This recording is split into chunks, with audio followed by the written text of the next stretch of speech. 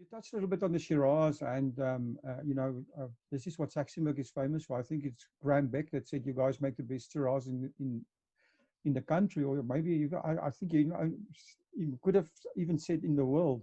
So tell us a little bit about the other wines you are making, and also your winemaking philosophy. Yeah, absolutely. I think it's so important. Look, the wine industry is one in which you always take a very long-term view, and you need incredible patience for this, because you're dealing with nature, and so by default you're never too sure what hand you're going to be dealt for any specific harvest or during a growing season. But you can certainly work very well around the sort of the aspects that you can control of that, and most of those take place in the vineyard. So I think our first philosophy in winemaking is that 80% of any good wine is made in the vineyard, and with that we take a very sort of rigorous approach to the vineyard and the way that we respect that terroir. We're lucky now that in some ways we have 30 plus years of experience of knowing the land, understanding the specific sites, knowing how certain clones react in specific sites, and we've managed to play with that and adapt to it and enhance it.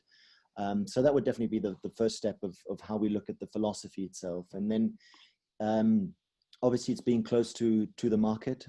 When I say long term, we have a vision, or our parents rather had a vision in the late 80s, early 90s, that Syrah was particularly well suited for that. And so, today it represents 60+% of our total production, and we are building on that every year as we learn, obviously, as well. And so it's never been about chasing trends. It's being really sort of firm in the belief that what we're doing is the right thing, that we can improve on that all the time.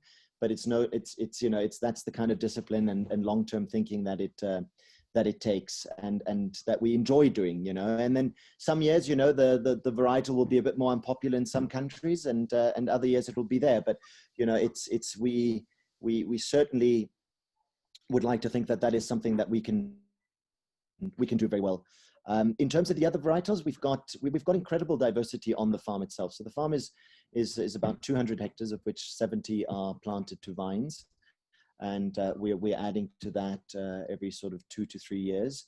The varietal breakdown is very much in terms of what is suited there. So we have Saxenburg sits, for those that don't know it, Saxenburg sits on one of those old sort of hills outside of Stellenbosch, and it gives us a 360 degree sort of geographic aspect, if you will. Some of it is facing the Stellenbosch Winelands, and some of it is facing Table Mountain and the cooler False Bay slopes. So according to that, we plant, and obviously the soils we have as well. And there's again a great diversity of soils, from sort of heavy clay to decomposed granite to heavier sort of gravel soils and Table Mountain sandstone. But basically what we've done is we've allocated the varietals. On the red side, we've got Syrah, obviously Shiraz, which leads the pack.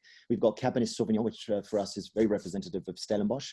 We've got some Pinotage as well, which to us is kind of the celebration of, a typical South African varietal. And then for our entry-level blend, we've also got some Malbec and some Cabernet Franc. And then we've got a very small portion of Pinot Noir on Champagne clone, which we use for our Méthode Cap Classique.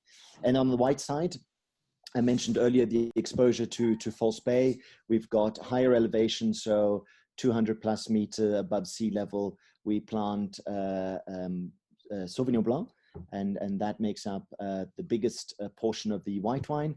And we've also got some Chardonnay, some Chenin Blanc, and also some Semillon, which we have in smaller quantities. To add into that philosophy, I think what we were saying is that from our winemaking philosophy, but also for our daily philosophy with Saxenburg, is always to work with respect, and respect that comes to all aspects, respect to our work, to the terroir, to the wine, to the people around us, to our team, and then passion that we need, for the wine itself. Passion comes with everything for us, and then of course always relevance, and that's to stay relevant with our product, relevant in our message, etc. And for us also the number one thing that we work is in our philosophy for wine is that terroir is everything, and we should that we need to work with our terroir and respect that. So so I think those are the three words that are the most important for us in our philosophy. Oh, that's awesome.